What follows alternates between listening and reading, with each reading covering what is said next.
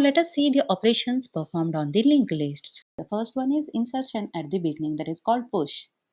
Add a new node at the beginning of the linked list by updating the head pointer to the new node and the new node's next pointer to the previous head.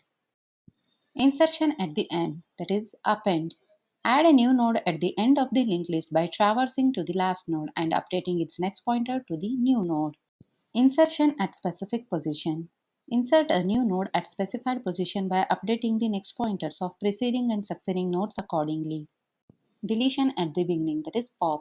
Remove the first node by updating the head pointer to point to the second node and freeing the memory of the removed node. Deletion at the end. Remove the last node by traversing to the second to last node by updating its next pointer to null, then freeing the memory of the removed node.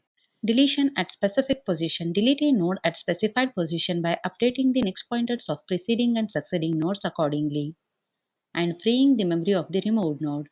Traversal, that is print or display. Traverse the linked list from the head to the last node, printing or displaying the data of each node. Search for a specific element in linked list by traversing the list and comparing the data of each node. Length or size calculation. Calculate the number of the nodes in the linked list by traversing the list and counting the nodes. Reverse the order of the nodes in the linked list by adjusting the next pointers of each node to point to the previous node. Concatenate two linked lists by updating the next pointer of the last node in the first list to point to the head of the second list. Split a linked list in two by updating the next pointer of the last node in the first list to null. Detecting a cycle.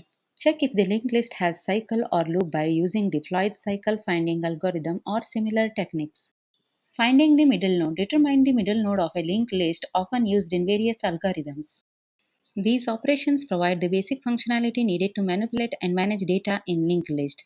The choice of the operation depends on the specific requirements of the applications.